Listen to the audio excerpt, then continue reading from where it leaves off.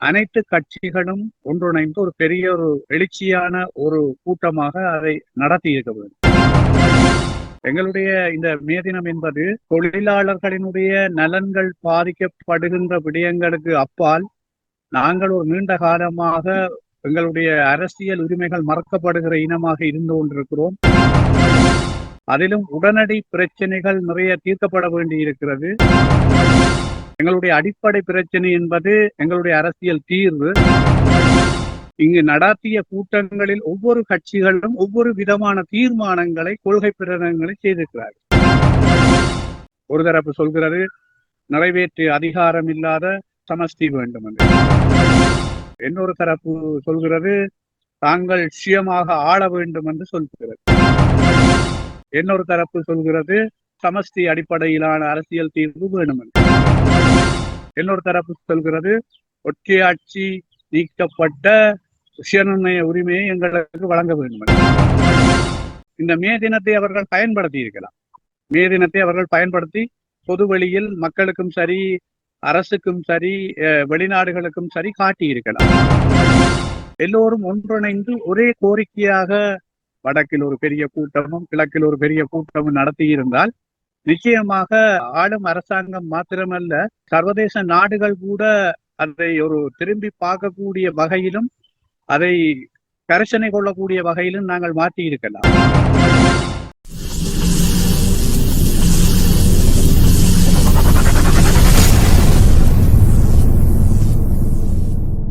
அரசியல் ஆய்வுக்களம் உண்மையோடு தமிழர்களின் உரிமை காக்க உரசிவிடும் தீக்குச்சி என தன்னை நிலைநிறுத்தி தமிழரின் அரசியல் பேசும் களமாக உங்களை தேடி வருகிறது அரசியல் ஆய்வுக்களம். அரசியல் ஆய்வுக்களம்.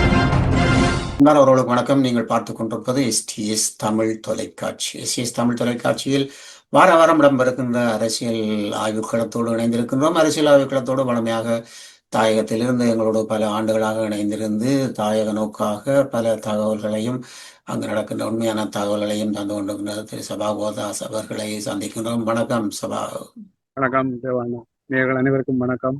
வணக்கம். இவர் முன்னாள் யாழ் நகரசபை உறுப்பினராகவும் அது மட்டுமல்லாமல் ஒரு வரலாற்று ஆசிரியராகவும் இன்னும் மிக சிறப்பாக அரசியல் சூழ்நிலைகளை நேர்மையாக எடுத்து கூறுகின்ற ஒரு அரசியல் ஆய்வாளராகவும் இருக்கின்றார். அது மட்டுமல்ல ஒரு பொது விடயங்களை செய்கின்றவராகவும் இருக்கின்ற சபா கோதாஸ் அவர்கள் தன்னுடைய வேலை பணியில் மத்தியிலும் சிறப்பாக இந்த அரசியல் ஆய்வுக்களத்தில் கலந்து சிறப்பிப்பதையிட்டும் இதை பார்த்து கொண்டிருக்கின்ற பல நேயர்கள் சில வாரங்களில் அவர் ஏதாவது ஒரு காரணத்தால் வர முடியாத ஒரு சூழ்நிலையிலும் கூட சபா கோதாஸின் இந்த தகவல் தாயகத்திலிருந்து அரசியல் ஆய்வுக்களத்தில் கிடைக்கவில்லை என்று வினாவுகின்றவர்கள் கூட அதிகமாக இருக்கின்றார்கள் ஐரோப்பிய நாடுகளில். அந்த வகையிலே இணைந்து கொள்கின்றோம். மீண்டும் சபா, நாங்கள் வழமை போலவே முதன்மையான உங்களுடைய இந்த வாரத்துக்கான பார்வையோடு நாங்கள் இணைந்து கொள்வோம். தமிழர் தாயகத்திலும் தென்னிலங்கையிலும் குறிப்பாக கடந்த 1ஆம் தேதி மே தின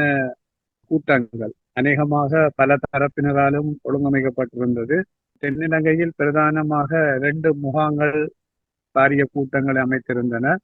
ஒன்று ஆளும் அரசாக இருக்கிற அனுரகுமார தலைமையிலான NPP அரசாங்கம், அதே நேரம் சஜித் பிரேமதாசா தலைமையிலான ஐக்கிய மக்கள் சக்தி என்று சொல்லப்படுகிற அவருடைய கட்சியும் பாரிய அளவு கூட்டங்களை அவர்கள் ஏற்பாடு செய்திருந்தார்கள்.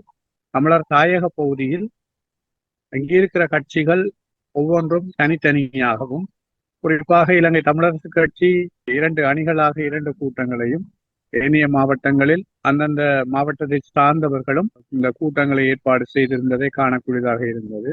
இந்த மே தினத்துக்கு முன்பாக இந்த வடக்கு பிரதேசத்தில் இந்த தையத்தி திசதிகாரை தொடர்பான பாதிக்கப்பட்ட மக்களை, காணி கிடைக்காமல் பாதிக்கப்பட்ட மக்களை அழைத்து அளவீடு செய்து காணி தருவதாக முதலாவது தடவை ஏமாற்றப்பட்டு 2வது தடவை அழைக்கப்பட்ட மக்கள் மீண்டும் ஏமாற்றப்பட்டிருப்பதை அங்கு காணக்கூடியதாக இருக்கிறது. அதே போல எதிர்பார்த்த அளவுக்கு இந்த அரசாங்கத்தினுடைய நன்மதிப்பு மிக மிக மக்கள் மத்தியில் ஒரு குறைவடைந்து வருவதையும், அதே நேரம் பல்வேறு சலசலப்புகளையும் கொண்டிருப்பதாகத்தான் அண்மைய நாட்களில் அந்த ஆட்சியாளர் தரப்பில் இருந்து வெளிவருகிற செயற்பாடுகள் எடுத்து காட்டிக் கொண்டிருக்கின்றன. குறிப்பாக இந்த ஊழல் ஒழிப்போம் என்ற வகையில் வந்த அரசாங்கத்தில் இப்போது பல்வேறு குற்றச்சாட்டுகள் முன் கொண்டு வரப்படுவதை அடுத்து மக்கள் மத்தியில் ஓரளவுக்கு சலசலப்புகள் உருவாகி இருக்கிறது. அதே நேரம் என்பது வாழ்க்கை செலவு பிரச்சனை என்பது உயர்வடைந்து செல்வதையும், அதே நேரம் மேதின உரையில் மக்கள் எதிர்பார்த்தது போன்று எந்த தரப்பினராலும் மக்களுக்கான ஒரு ஆரோக்கியமான முன்மொழிவுகளோ கொள்கை பிரகடனங்களோ வைக்கப்படவில்லை. மாறாக ஜனாதிபதி அன்றகுமார் திசாநாயக்காவினுடைய உரையில் மீண்டும் எரிபொருள்கள் விலையேறக்கூடிய வாய்ப்புகள் இருப்பதாகத்தான் அவர் சொல்லியிருக்கிறார். அது மாத்திரமல்ல, எதிர்வரும் வாரங்களில் மின்சார கட்டணம் மேலும் 10% அதிகரிக்க இருப்பதாக சொல்லப்படுகிறது. ஆகவே இவ்வாறான ஒரு நெருக்கடியான சூழலைத்தான் மக்கள் எதிர்கொள்ளக்கூடிய சூழ்நிலைகள் காணப்படுகிறது. புலம்பெயர் நாடுகளில் இருப்பவர்களின் அனுமானத்தின் அடிப்படையில் முதலாவதாக நாங்கள் கதைத்துக் கொள்ள வேண்டிய விடயமாக இருக்கின்ற ஒரு முக்கிய விடயம், இந்த தமிழ் கட்சிகள் பலவிதமான கோரிக்கைகள், பலவிதமாக இணைவோம், அப்படி இணைவோம், இப்படி இணைவோம், சங்கோடு இணைவோம், வீட்டோடு இணைவோம் என்று சொல்லி பல பேச்சுவார்த்தைகள் நடைபெற்று வந்ததை நாங்கள் அறிந்திருந்தோம். அது எந்த விதத்திலும் சாத்தியக்கூறு இல்லாமல் போவதற்கு எல்லா கட்சிகளிலும் தான் நாங்கள் அதில் குற்றம் சாட்ட வேண்டிய ஒரு சூழ்நிலை இருக்கின்றது. தனி ஒரு கட்சியை மட்டும் கூட்டம் கூற முடியாது. அந்த வகையில் இன்று இந்த மேதின ஊர்வலம் இல்லாட்டி மேர்வின நாளை என்றாலும் இந்த கட்சிகள் இணைந்து நடத்துவதன் மூலம் இந்த தமிழ் கட்சிகளின் இணைவுக்கு ஒரு பலமாகவும் நாளைய ஒரு எதிர்கால வாக்குரிமைகளுக்கு ஒரு சிறந்த ஒரு அங்கீகாரமும் இருந்திருக்கும் அல்லவா? நேற்றைய தினம் நடைபெற்ற மேதின கொண்டாட்டம் உண்மையாக வடக்கு கிழக்கு தமிழர் தாயக பகுதியில் அனைத்து கட்சிகளும் ஒன்றிணைந்து ஒரு பெரிய ஒரு எழுச்சியான ஒரு கூட்டமாக அதை நடத்தி இருக்க வேண்டும். அதாவது எங்களுடைய இந்த மே தினம் என்பது வெறுமனே இந்த தொழிலாளர்களினுடைய நலன்கள் பாதிக்கப்படுகின்ற விடயங்களுக்கு அப்பால் நாங்கள் ஒரு நீண்ட காலமாக எங்களுடைய அரசியல் உரிமைகள் மறக்கப்படுகிற இனமாக இருந்து கொண்டிருக்கிறோம். அதிலும் உடனடி பிரச்சனைகள் நிறைய தீர்க்கப்பட வேண்டி இருக்கிறது. எங்களுடைய அடிப்படை பிரச்சனை என்பது எங்களுடைய அரசியல் தீர்வு. ஆகவே இவ்வாறான காரணங்களை முன்வைத்து எல்லோரும் ஒன்றிணைந்து ஒரே கோரிக்கையாக அந்த மேதின கூட்டத்தை நடத்தி இருந்தால், வடக்கில் ஒரு பெரிய கூட்டமும் கிழக்கில் ஒரு பெரிய கூட்டமும் நடத்தி இருந்தால் நிச்சயமாக ஆளும் அரசாங்கம் மாத்திரமல்ல, சர்வதேச நாடுகள் கூட அதை ஒரு திரும்பி பார்க்கக்கூடிய வகையிலும் அதை கரிசனை கொள்ளக்கூடிய வகையிலும் நாங்கள் மாற்றி இருக்கலாம். நல்ல ஒரு சந்தர்ப்பம். நேற்றைய தினம் நடத்தப்பட்ட கூட்டங்களை பார்க்கிற போது வாக்கு அரசியலை நோக்கித்தான் நடத்தப்பட்டிருக்கிறதை தவிர உண்மையான கரிசனைகள் கொண்டதாக அதில் இல்லை என்பதைத்தான் மக்களும் வெளியில் இருப்பவர்களும் பேசிக் கொள்வதை நாங்கள் காணக்கூடியதாக இருக்கிறது. அதாவது உண்மையாக ஒரே நோக்கம், ஒரு பொது நிலைப்பாட்டில் எல்லா கட்சிகளும் இருந்திருந்தால் ஏலவே ஒன்றிணைந்து பேசி இந்த கூட்டங்களை நடத்தி இருக்கலாம். அது ஒரு பெரிய தவறாக இங்கு அமைந்திருக்கிறது. இப்படியான சந்தர்ப்பங்கள் வருடத்தில் ஒரு தடவை தான் வரும்.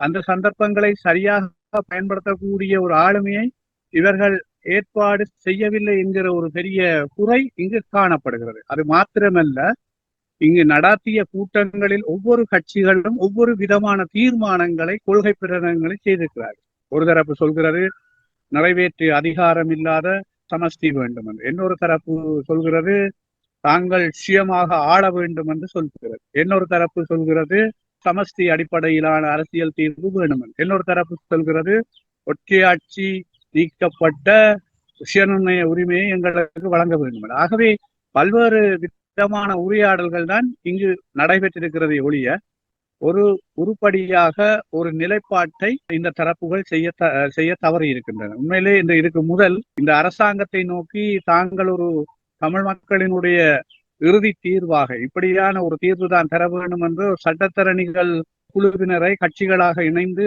கதைத்தார்கள், பேசினார்கள். உண்மையிலே அப்படி ஒரு ஒற்றுமை நிலப்பாடு அவர்களுக்கு வலுவாக உருவாகிறது என்பதை அவர் நிரூபிக்க இந்த மே தினத்தை அவர்கள் பயன்படுத்தி இருக்கலாம். மே தினத்தை அவர்கள் பயன்படுத்தி பொது வெளியில் மக்களுக்கும் சரி, அரசுக்கும் சரி, வெளிநாடுகளுக்கும் சரி காட்டி இருக்கலாம். ஆனால் அந்த தவறு உண்மையிலேயே இவர்களுடைய ஒற்றுமை முயற்சி எவ்வளவு கேள்விகள் எல்லாம் இந்த மே தின கூட்டங்களை தனித்தனியாக நடத்தியதன் மூலமும் தனித்தனியாக ஆளுக்கு ஒவ்வொரு கொள்கை பிரகடனம் விடுவித்ததன் மூலமும் விளங்கிக் கொள்ளக்கூடியதாக இருக்கிறது. ஆகவே இது ஒரு பெரிய கவலைக்குரிய விடயம். தென்னிலங்கையை பற்றி நாங்கள் அக்கறை கொள்ள வேண்டிய தேவையில்லை. ஏனென்றால் தென்னிலங்கையில் ஆட்சி மாற்றம் என்பது சிங்கள மக்கள் தாங்கள் விரும்பியவர்களை மாற்றிக் கொள்கிறார்கள். ஆனால் எங்களை பொறுத்தவரையில் எங்களுக்கு அதிகாரங்கள் எதுவும் இல்லாத மறைக்கப்பட்ட ஒரு சூழ்நிலையில் இருக்கிற இனமாக இருக்கிற நாம், அதிகம் நசுக்கப்பட்டு கொண்டிருக்க கூடிய இனமாக இருக்கிற நாம் எவ்வளவு தூரம் ஒற்றுமை பலத்தை இதில் காட்ட வேண்டும் என்று நான் சிந்தித்திருக்க வேண்டுமே தவிர, துரதிருஷ்டவசமாக மாறாக அது பல்வேறு துருவங்களில் பல்வேறு கொள்கை பிரகடனங்களுடன் அந்த மே தினம் நடைபெற்றிருக்கிறது. உண்மையிலேயே பார்க்க போனால் புலம்பெயர் நாடுகளில் பேசப்படுகின்ற ஒரு விடயமாகவும் இங்கே இருக்கின்ற ஒரு முக்கியமான தகவலாக நான் இதை இந்த ஊடக ரீதியாக தெரியப்படுத்துகின்றேன். இப்பொழுதும் மீண்டும் பிரிவினைவாதம் தமிழ் கட்சிகளுக்குள்ளே இருக்கின்றதன் மூலம் மக்களும் பிரித்து ஆளும் தன்மையாக தமிழர்களை அரசு பிரித்தாளுகின்றது என்று நாங்கள் பேசிய காலங்கள் போய் இப்பொழுது தமிழ் கட்சிகளே தமிழர்களை பிரித்தாளுகின்ற ஒரு நிலைப்படம் பார்க்கக்கூடியதாக இருக்கின்றது. அனைத்து மேதின கூட்டங்களில் பார்க்கக்கூடியதாக இருக்கின்றது. நீங்கள் கூறியது போலவே ஒரு கொள்கை விதமான இது எவ்வளவு தூரம் எங்களுக்கு பாதிப்பை ஏற்படுத்தக்கூடியதாக இருக்கின்றது. நீங்கள் ஒரு வரலாற்று ஆசிரியராகவும் இருக்கின்றீர்கள், அரசியல் நோக்கராகவும் இருக்கின்றீர்கள். அப்படி இருக்கும் பொழுது இது எவ்வளவு தூரம் பாதிப்பை எங்களுடைய தமிழ் மக்களுக்கு மீண்டும் மீண்டும் ஏற்படுத்த போகின்றது. சாதாரண மக்களுக்கு வெள்ளிடை மலையாக தெரிகிறது. இது எதிரிக்குத்தான் வாய்ப்பாக இருக்கிறது. சிங்கள பேரவாத அரசுகளுக்குத்தான் இவர்களுடைய இந்த பிரிவினைகளும் பிரிந்து பிரிந்து நடத்துகிற கூட்டங்களும் பிரிந்து பிரிந்து ஆளுக்கு ஆள் ஒவ்வொரு சொல்கிற கொள்கை பிரகடனங்களும் அது சிங்கள அரசாங்கத்துக்கு தான் வாய்ப்பாக இருக்கும். அதுவும் ஆட்சிக்கு பிறகு அரசாங்கங்களுக்கு தான் இன்னும் வாய்ப்பானதாக இருக்கும். ஆகவே இன்றைக்கு அரசாங்கம் ஒரு தடம் புரண்டு கொண்டிருக்கிற சூழலில் தமிழ் தரப்புகள் ஒரு பலமான நிலையில் இருந்தால் எதிர்காலத்தில் கடந்த தேர்தலில் நடந்த தவறுகள் எல்லாம் நிவர்த்தியாகி ஒரு உறுதியான தமிழ் தேசிய நிலைப்பாட்டை எடுத்துக்கொள்ளக்கூடிய சந்தர்ப்பம் வரும். ஆனால் அதை நான் நினைக்கவில்லை. இப்ப இருக்கிற இந்த கட்சி தலைமைகள் எவ்வளவு தூரம் அதை கொண்டு செல்வார்கள் என்று. ஏனென்றால் இது நான் தொடர்ச்சியாக STS தொலைக்காட்சியில சொல்லிக் கொண்டிருக்கிற விடயம், தமிழ் கட்சிகள் இந்த தலைமைகள் எல்லாம் வீட்டை போக வேணும். ஏனென்றால் அவர்களாலே இனி முடியாது. அவர்கள் தோல்வி முகங்களை தொடர்ந்து காட்டிக் கொண்டிருப்பதன் காரணமாக அது இனி இளைய தலைமுறை மத்தியில் எதிர்காலத்தில் எடுபடக்கூடிய வாய்ப்புகள் இல்லை. ஆகவே இளைய தலைமுறை அதிலிருந்து விலகி செல்வதற்கான ஒரு அபாய சூழல் தான் இன்னும் இருக்கிறது. அந்த அபாய சூழலை ஏலவே கடந்த தேர்தலில் தமிழ் மக்களில் பெரும்பாலானவர்கள் காட்டியிருக்கிறார்கள். ஆகவே அது ஒரு பெரிய ஒரு அபாய சங்கு ஊதியது போலதான் கடந்த தேர்தலில் அந்த தேர்தல் முடிவுகள் அமைந்தது. ஆகவே அதன் அடிப்படையில இந்த தமிழ் தேசிய கட்சிகளின் இப்ப இருக்கிற தலைமைகள், பழைய தலைமைகள், அவர்கள் ஒதுங்கி புதியவர்களுக்கு வழிவிட்டால்தான் இது ஒரு புதிய மாற்றத்தை உருவாக்க முடியும், அல்லது ஒரு புதிய ஒரு அரசியல் பாதையை உருவாக்க முடியும். அதாவது கொள்கைகள் ஒன்றாக இருக்கலாம், அரசியலை வழிநடத்தி செல்லுகிற தலைமைத்துவம் மாறினால்தான் அந்த காலகட்ட பரப்பில் இருக்கிற எளிய தலைமுறை கவர்ந்து செல்லக்கூடியதாகவும் ஒன்றிணைந்து பயணிக்கக்கூடியதாகவும் இருக்கும். இது வெறுமனே எங்களுடைய இனத்துக்கு மட்டுமல்ல, இன்றைக்கு உலகளாவிய ரீதியிலும் இந்த மாற்றங்கள் உருவாகி கொண்டிருக்கு. பெரும்பாலான நாடுகள் இல்ல, வளர்ச்சி அடைந்த நாடுகளில் கூட பழைய தலைமைகளை, பழைய கட்சிகளை விரும்புவதை, அதாவது புதிய தலைமுறை குறைத்து வருவதை நாங்கள் காணக்கூடியதாக இருக்கிறது. ஆகவே அப்படியான ஒரு மாற்றம் கால ஓட்டத்தில் வருகிற போது நாங்களும் அந்த மாற்றத்துக்கு உட்படாவிட்டால் இது சிங்கள பேரினவாத கட்சிகளுக்கு தான் எதிர்காலத்தில் இப்படியான இந்த பிரிவினைகள் வாய்ப்பானதாக அமையப்போகும். முதல் கட்சி, முதன்மை தாங்கிய கட்சி, தமிழரசு கட்சி என்று சொல்லி நாங்கள் சில விடயங்களை மறைமுகமாக கருத்தாடலாக செய்தாலும் இன்று நேர்முகமாக கேட்க வேண்டிய கேள்விகளுக்கான ஒரு சந்தர்ப்பம் இந்த கட்சிகள் கொடுத்திருக்கின்றது. அந்த வகையிலே தமிழரசு கட்சியின் செயல்பாடுகள், தமிழரசு கட்சி நாளுக்கொரு அறிக்கை, நாளுக்கொரு வீதம், தேசிய தலைவரை பற்றி அவர் இணைக்கவில்லை என்று கூறிய காலங்கள், அதுபோன்று பாராளுமன்றத்தில் சுமந்திரன் அவர்கள் பேசிய விடயங்கள் என்று சொல்லி தாங்கள் இந்த கொள்கையை ஏற்றுக்கொள்ள மாட்டோம் என்ற ஒரு சூழ்நிலை. இப்பொழுது மீண்டும் தேசியம் பற்றி பேசக்கூடிய அளவுக்கு சுமந்திரன் இந்த மேதின கூட்டத்தில் அவரோடு இணைந்து இணைத்தலைவராக இருக்கின்றவரும் பேசக்கூடிய இது பொய்களாக இருக்கின்றது. தமிழ் மக்களுக்கு தேவையான விடயங்களை எடுத்து செல்லாமல் மேடைதோறும் பொய்கள் பேசுவதன் மூலம் தமிழ் மக்களுக்கு இவர்களால் என்ன ஆகப் போகின்றது? நீங்கள் கூறியது போல இவர்களும் வீடு செல்ல வேண்டிய ஆட்கள்தான். புதிய இளம் சமுதாயத்தை போடுவதன் மூலம்தான் எங்களுடைய தமிழ் மக்களுக்கு விழிப்புணர்வு வரும் என்பதை எதிர்பார்க்கக்கூடியதாக இருக்கின்றது. 2009 மானிப்புக்கு பிறகு இவர்களால் செய்யக்கூடிய விடயங்கள் அனைத்துமே தமிழ் மக்களை மீண்டும் ஒரு பிரிவினைக்குள் கொண்டு செல்லப்பட்டதாகவே பார்க்கக்கூடியதாக இருக்கின்றது. இதை அங்கு ஊடகங்கள் எப்படி பார்க்கின்றன? இந்த விடயம் தொடர்பாக இந்த சமூக வலைத்தளங்களில் பல்வேறு விமர்சனங்கள், நீங்கள் குறிப்பிட்டது போல இந்த கட்சி அரசியலுக்குள் சமூக வலைத்தளங்களில் இந்த விமர்சனங்கள் கூடுதலாக ஒவ்வொரு கட்சிகளுக்குள்ளும் அணிகளாக உடைந்தபடியால் இந்த விமர்சனங்கள் இன்னும் அதிகமானதாக இருக்கிறது. இப்பொழுது ஒவ்வொரு கட்சிகளுக்குள்ளும் ஒவ்வொரு அணிகள் உருவாகி ஒரு அணி மற்ற அணியை வீழ்த்த வேண்டும் என்றும் எதிரணி தனக்கு எதிரான மற்ற அணியை வீழ்த்த வேண்டும் என்ற வகையில் ஒவ்வொருவரை பற்றி வசைபாடுவதும் துதிபாடுவதுமாகத்தான் கூடுதலாக சமூக வலைத்தளங்கள் நிறைந்திருக்கிறது. அதே நேரம் ஊடகங்களுக்கான அறிக்கைகளும் அவர்கள் சொல்வதை அப்படியே பிரசுரிப்பனவாகத்தான் இருக்கிறது பெரும்பாலும். ஆகவே இந்த விடயத்தில் பல்வேறு விமர்சனங்கள் இருந்தாலும் என்னை பொறுத்தவரையில் அதிகப்படியாக முன்பின் தடம் புரண்ட கட்சி உறுப்பினர்களாக இருக்கலாம் அல்லது கட்சியினுடைய மூத்த தலைவர்களாக இருக்கலாம், அவர்களை பொறுத்தவரையில் அவர்கள் எதிர்வரும் காலங்களில் ஒரு ஆரோக்கியமான தலைமைத்துவத்தை கொடுப்பார்கள் என்று தற்போது இருக்கிற யாருமே நம்ப தயாராக இல்லை. அவ்வாறான சூழ்நிலையில் அது எந்த பெரிய பழம்பெரும் கட்சியாக இருந்தாலும் சரி, அல்லது அந்த கட்சியிலே கூடுதலாக பற்றுறுதி உடையவர்கள் இருந்தாலும் சரி, அது பெரிய அளவுக்கு மக்களுக்கு பயன் கொடுக்கக்கூடியவாறு அமையப்பெறுவதற்கான வாய்ப்புகள் மிக குறைவாக இருக்கிறது. ஏனென்றால் இது கடந்த தேர்தலே நல்ல உதாரணம். அதாவது மக்கள் நேசித்த மிக விருப்பமான கட்சியை தாண்டி வேறொரு கட்சிக்கு வாக்களிக்கிற சூழலுக்கு மக்கள் தள்ளப்பட்டார்கள் என்று சொன்னால் அது கட்சியில் இருக்கிற வெறுப்பு அல்ல, கட்சியில் இருக்கிற நபர்களில் இருக்கிற வெறுப்பு தான் மிக முக்கியமான காரணம். ஆகவே அதன் அடிப்படையில் தான் ஒரு புதியவர்களுக்கு அத வழியை கொடுத்து அவர்கள் பின்னிருந்து வழிநடத்துபவர்களாக மாறினால் நான் நினைக்கிறேன் அந்த கட்சியினுடைய மகிமையும் கட்சியினுடைய பெயரும் தொடர்ந்து நிலைக்கக்கூடிய வகையில் மக்களுக்கு ஏதோ ஒரு வகையில் ஆக்கபூர்வமாக எதிர்காலத்தில் புதியவர்கள் செய்யக்கூடிய ஒரு வழிவகையையும் ஏற்படுத்தக்கூடியதாக இருக்கும்.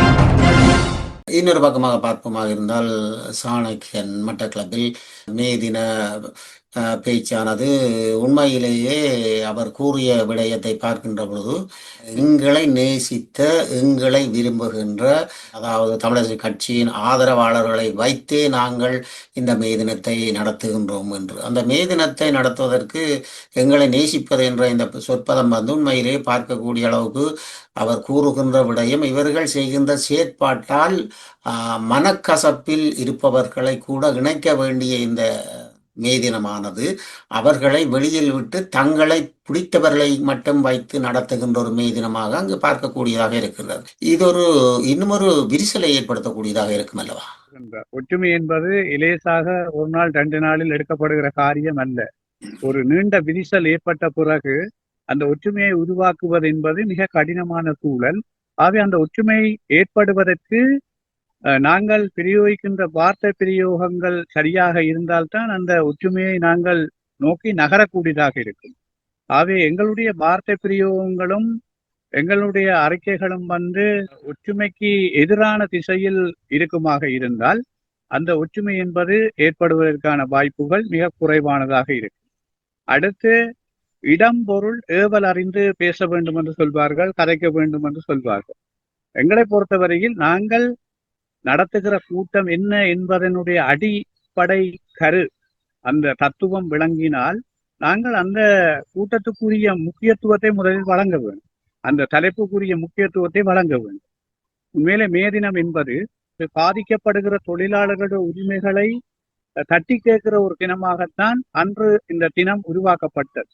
ஆகவே அந்த தொழிலாளர்கள் எவ்வளவு தூரம் நசுக்கப்படுகிறார்கள். எங்களுடைய தமிழ் தொழிலாளர்களை பொறுத்தவரையில் அவர்களுடைய உரிமைகள் பாதுகாக்கப்பட வேண்டும், அல்லது அவர்கள் ஒரு சுதந்திரமான தொழிலாளிகளாக இந்த மண்ணில் வாழ வேண்டும் என்று சொன்னால் அது எங்களுக்கான ஒரு அரசியல் உரிமை கிடைக்கப்படும் போதுதான் அது சாத்தியப்படும் என்ற வகையில் தான் அந்த உரையாடல்கள் இடம்பெற வேண்டுமே தவிர, நாங்கள் வெறுமனே உள்ளுக்குள்ளே இருக்கிற எங்களுடைய காழ்ப்புணர்ச்சிகளையும் அல்லது எங்களுக்குள் இருக்கிற எதிரிகளை நாங்கள் பலவீனப்படுத்த வேண்டும் அல்லது எள்ளி நகை ஆட வேண்டும் என்பதற்காக நாங்கள் இப்படியான கூட்டங்களை பயன்படுத்தக்கூடாது. அப்படி பயன்படுத்துவது மிக தவறு. வாய்ப்பேச்சு என்பது மிக அவதானமாக இருக்க வேண்டும் என்று சொன்னால், ஜனநாயக அரசியல்ல கலந்துரையாடல் தான் மிக முக்கியம். அந்த கலந்துரையாடலில் வார்த்தை பிரயோகங்கள் பிழையாக இருந்தால் அந்த ஒற்றுமை என்பதையோ அல்லது நாங்கள் நினைக்கிற தீர்வு என்பதையோ அல்லது நாங்கள் நினைக்கிற வெற்றி என்பதையோ பெற்றுக்கொள்ள முடியாது. தனித்து நின்று வருவதற்கும் அது பலவீனமாகத்தான் அமையும். நாங்கள் எதிரியை கூட நாங்கள் வார்த்தையால் கொன்றுவிடக்கூடாது, அல்லது வார்த்தையால் எதிரியை நாங்கள் இன்னும் எதிரியாகிவிடக் கூடாது.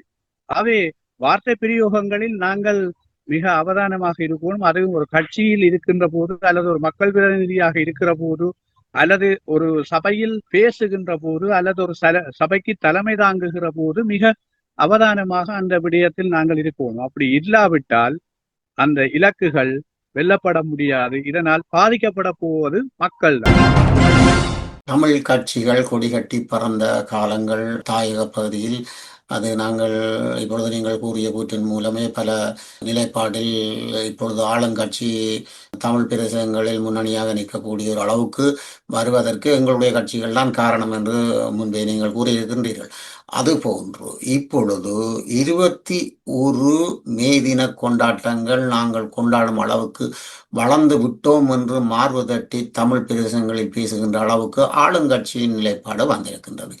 இதை எவ்வண்ணம் பார்க்கக்கூடியதாக இருக்கின்றது. 21 கூட்டங்கள் என்பது அவர்கள் ஒரு வகையில் அந்த விடயத்தை கையில் எடுத்ததற்கு ஒரு காரணம், மறைமுகமாக அவர்களுக்கு ஒரு ஏக்கம் இருக்கிறது என்றால் மக்கள் தங்களிடமிருந்து விலகுகிறார்கள், அந்நியப்படுகிறார்கள், தங்களுடைய விமர்சனங்கள் அதிகரித்து கொண்டிருக்கிறது.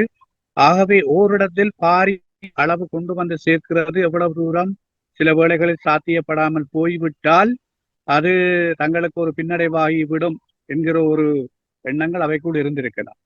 இதற்கு முன்பாக, இந்த கூட்டம் நடப்பதற்கு முன்பாக என்பிபி அரசாங்கத்தினுடைய செயலாளர் டில்வின் சில்வா அவர்கள் ஒரு அறிக்கை விட்டிருந்தார். எரிபொருள்கள் வெளியேறி இருப்பதும் வெப்ப சூழ்நிலை காரணமாகவும் மக்களை நாங்கள் ஓரிடத்தில் ஒன்றிணைப்பது மிக கடினமானதாக இருக்கும். ஆகவே இம்முறை இந்த கூட்டங்களை நாங்கள் அந்தந்த மாவட்டங்களில் ஏற்பாடு செய்திருக்கிறோம் என்ற ஒரு அறிக்கை ஒன்றை அவர் விட்டிருந்தார். ஆகவே அதன் மூலமாக தெரிகிறது பின்னடைவு ஒன்று அவர்களுக்குள் இருக்கிறது என்று. அதை காட்டிக்கொள்ளாமல் அவர்கள் ஒவ்வொரு மாவட்டங்களிலும், குறிப்பாக 25 மாவட்டங்களில் 21 மாவட்டங்களில் அவர்கள் வைத்திருக்கிறார். அதாவது வடக்கை பொறுத்தவரையில் யாழ்ப்பாணத்தில் அவர்கள் ஒரு கூட்டத்தை பிரமாண்டமாக நடத்த முயற்சித்திருந்தார்கள். ஆனால் ஒரு கணிசமான மக்களைத்தான் அவர்களால் எடுக்க முடிந்திருக்கிறது. அதிலும் அவர்கள் அந்த கூட்டத்தில் சொன்ன விடயங்கள் உண்மையிலேயே மிக ஒரு வேடிக்கையாக இருந்தது. அதைவிட இந்த ஜனாதிபதி அன்றகுமார திசாநாயக்கா நுவரேலியாவில் பேசுகிற போது அவர் கடந்த காலங்களில் அந்த பேசுகிற வீராப்புகள் அப்படியான தன்மைகள் எதுவுமே அந்த பேச்சில் இல்லை. அவருடைய சவுண்ட் குறைகிற மாதிரி தான் அந்த பேச்சு இருந்தது. அதை கிருணிகா பிரேமச்சந்திரன் அவர்கள் மிக தெளிவாக சொல்லியிருக்கிறார். கடந்த காலத்தில் மைக்கை சப்பி பிடுங்கி எறிந்த ஜனாதிபதி அன்றகுமார தற்போது மிக சாதுவாக பேசிவிட்டு செல்வதை காணக்கூடியதாக இருந்தது என்று அவர் கமெண்ட் பண்ணியிருக்கிறார். ஆகவே ஜனாதிபதி ஒரு இக்கட்டுக்குள் தள்ளப்பட்டு கொண்டிருக்கிறார் என்ற ஒரு நிலப்பாடு இருந்தாலும் காட்டிக்கொள்ளாமல் நகர்த்த வேண்டும் என்பதில் அவர்களுடைய சில வார்த்தை பிரயோகங்கள் அங்கு இருக்கிறது. அதைவிட அவர் சொன்னார், இனித்தான் பலரை நாங்கள் உள்ளுக்குள் தூக்கி போட போகிறோம் என்கிற ஒரு விடயத்தை அதில் சொல்லி இருக்கிறார் அந்த கூட்டத்தில்.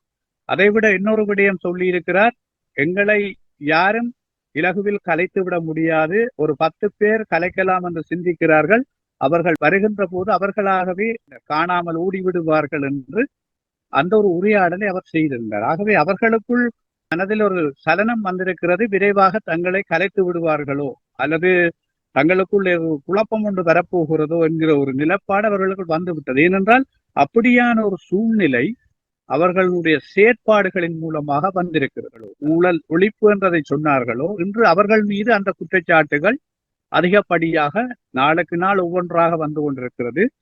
கடந்த காலங்களை விட இப்பொழுது திணைக்கள ரீதியாக ஊழல்கள் அதிகரித்திருக்கிறது. அங்கொன்று இங்கொன்றாக ஊழல் என்பது சகல திணைக்களங்களுக்குள்ளும் மிக பிரமிக்கத்தக்க அளவுக்கு இன்று வளர்ந்து கொண்டிருக்கிறது. ஆகவே இது ஒரு பெரிய ஒரு நெருக்கடியான சூழல் தான் அரசாங்கத்துக்கு.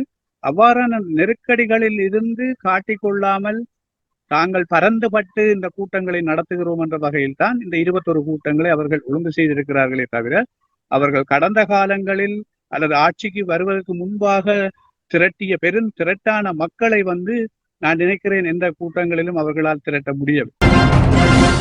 நிறைவாக நாங்கள் பார்க்கக்கூடியதாக இருக்கின்றது. இந்த புத்த விகாரை என்ற விடயம் நெடுங்காலமாக தொடர்ந்து கொண்டு போகின்றது. இதற்கான முடிவு ஒன்றை ஏற்படுத்தி கொடுக்க முடியாத இந்த ஜனாதிபதி, புத்த போதிகளிடம் போய் காலில் விழுந்து கும்பிட்டுட்டு செல்கின்ற இந்த ஜனாதிபதி, தமிழ் மக்களுக்கான இந்த புத்த விகாரை, அதாவது அடாவடித்தனமாக இருக்கின்ற இந்த பௌத்த துறவி ஒருவரின் நிலைப்பாட்டை தீர்த்து வைக்க முடியாத ஒருவர், ஏக்கர் கணக்கில் மக்களின் காணிகளை பிடித்து வைத்திருக்கின்ற இந்த சந்தர்ப்பத்தில் இளையோரும் எழுந்து நின்று இப்பொழுது கேள்விகளுக்கு வெளிக்கிடுகின்றார்கள்.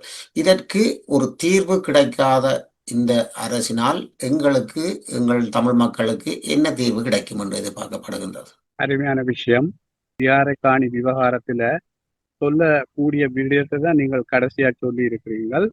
அதாவது இந்த தையிட்டி காணி பிரச்சனையை தீர்க்க முடியாத ஜனாதிபதி தமிழ் மக்களுக்கு தீர்வு தருவார் என்று இங்க உள்நாட்டிலையும் சரி வெளிநாட்டிலையும் சரி யாரும் நம்புவார்களா இருந்தா அவர்களை விட அடி முட்டாளுகள் யாரும் கிடையாது.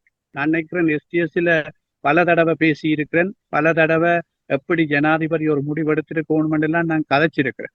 உண்மையில ஜனாதிபதி ஒரு ஆளுமை மிக்க தலைமையா இருந்திருந்தால் இந்த தையிட்டி விவகாரத்துல அவர் அது பாதிக்கப்பட்ட மக்கள் நினைக்கிற முடிவை விட அவர் நினைச்ச மாதிரியான முடிவை எடுத்திருக்கலாம், ஆரம்பத்துல செய்திருப்போம், விட்டுட்டேன். இன்றைக்கு இந்த பிரச்சனைய அதிகாரிகளையும் மக்களையும் வச்சு கொழுவி விட்டு கூத்து பார்க்கணும். வேண்ட இயலாமைய பாருங்க. இன்றைக்கு என்ன செய்யறாங்கண்டா, இந்த மாவட்ட செயலாளர் மற்றும் இதர அதிகாரிகளை வச்சு அந்த பாதிக்கப்பட்ட மக்களையும் அளக்கிறோம் என்ற ஒரு நாடகத்தை போட்டு அவங்கள கொழுவி வச்சு கூத்து பார்த்து கொண்டிருக்கிறாங்க. ஆனா இறுதியால தீர்க்கக்கூடிய வல்லமை வேட்டை இல்லை. ஏனென்று சொன்னா, இவர்கள் தீர்க்கக்கூடிய வல்லமையில இருந்திருந்தா இது எப்போவே நான் சொன்ன மாதிரி இவர்களால தீர்த்திருக்க இயலும். ஜனாதிபதி இந்த பாதிக்கப்பட்ட மக்கள் சந்திக்கிறதுக்கு பல தடவை கோரிக்கை விட்டவை, இப்பவும் கூப்பிட்டா போவினம் மக்கள். போனால் ஜனாதிபதி அவையில சீட்ல இருத்தி உடனே சொல்லலாம், இங்க வாங்கோ, இந்த விகாரை நாங்க கட்டியில, இது முற்பட்ட ஆட்சிக்காரர் தான் கட்டி இருக்கிறாங்க, அவங்க தான் இந்த இனவாத வேலையை செய்திருக்கிறாங்க, எனக்கு அந்த நோக்கம் இல்லை. ஆனபடியால இந்த விகாரையை உடைச்சா நான் இந்த நாட்டுல ஆட்சி கதிரையில இருக்க இயலாது, என்னை இங்கே இருந்து அப்புறப்படுத்துறதுக்கு நிறைய பேர் வெளிக்கிட்டு இருப்பினோம்.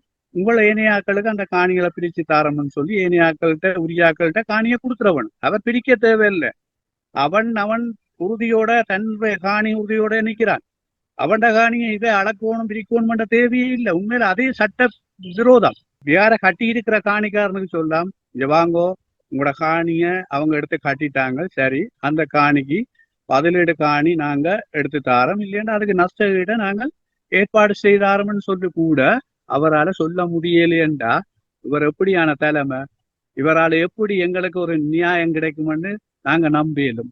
ஆகவே என்ன பொறுத்தவரையில இதெல்லாம் மிச்சம் ஏமாற்றம், தமிழ் மக்களுக்கு முழுக்க ஏமாற்றம். இந்த அரசாங்கம் ஏலவே சொல்லி கொண்டிருக்கிற எஸ்டிஎஸ்ல இவர்கள் தீர்வு கொடுப்பார்களா இருந்தா முதலாவது வடக்கு கிழக்கு இவர்கள் தான் பிரிச்சவே அதை இணைக்க வேணும், இணைக்கிறதுக்கான ஏற்பாட்டை செய்ய வேணும்னு சொன்னோம். சரி, அதுதான் இவையால நீங்க ஏலாதன்னு விடுவோமே.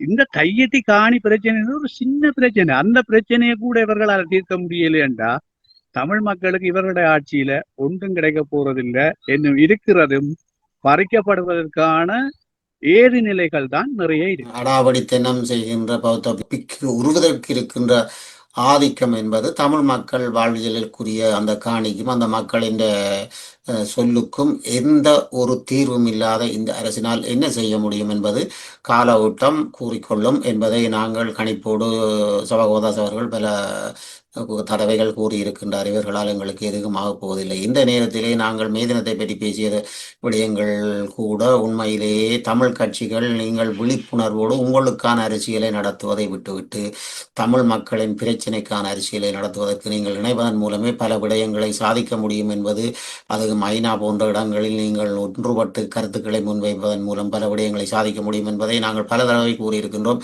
அதுபோன்று இன்றும் இந்த பார்க்கமாக நாங்கள் பார்க்கக்கூடியதாக இருக்கின்றது. உண்மையிலேயே எங்களுக்கு நாங்கள் ஒரு விழிப்பை ஏற்படுத்திக் கொள்ளணும். மக்கள் எழுச்சியாக இருங்கள். நீங்கள் உங்களுக்கு தேவையான, உங்களுக்கு முன்னோடியாக இருக்கக்கூடிய ஒருவரை தெரிவு செய்து நீங்கள் ஒரு புது கட்சியை கூட ஆரம்பித்துக் கொள்ளலாம். அதற்கான சந்தர்ப்பத்தை கூட இப்பொழுது நீங்கள் ஏற்படுத்திக் கொள்ள வேண்டும். ஏனெனில் இவர்களை நம்பி எதுவும் கிடைக்கப் போவதில்லை என்பது இந்த 2009 பின் இவ்வளவு காலமாக நாங்கள் எல்லாம் அனுபவித்திருக்கின்றோம் என்பதை கூறிக்கொண்டு அடுத்த அரசியல் ஆய்வுக்களத்தில் இணைந்து கொள்வோம். நன்றி சபாகோதாஸ், நீங்கள் இணைந்து கொண்டு சிறப்பித்தமை. நன்றி. நல்லது உறவுகளை, இதுவரை நீங்கள் பார்த்தது அரசியல் ஆய்வுக்களம். அரசியல் ஆய்வுக்களம் நெத்திக்கு நேராக நேர்மையான விடயங்களை நாங்கள் எடுத்து வருவது எங்களுடைய நோக்கு. தமிழ் மக்களின் விடிவுக்காகவும் அந்த விழிப்புணர்வுகளுக்காகவுமே சபாகோதாஸ் அவர்களும் இணைந்து எங்களுடைய இந்த எஸ்எஸ் தமிழ் ஊடம் அரசியல் ஆய்வுக்களத்தை பார்த்து வருகின்றோம். இந்த அரசியல் ஆய்வுக்களத்தில் இணைந்து சிறப்பித்த சபாகோதாஸ் அவர்களுக்கும் நன்றிகளை கூறிக்கொண்டு அடுத்த அரசியல் ஆய்வுக்களத்தில் இணைந்து கொள்வோம். நன்றி, வணக்கம்.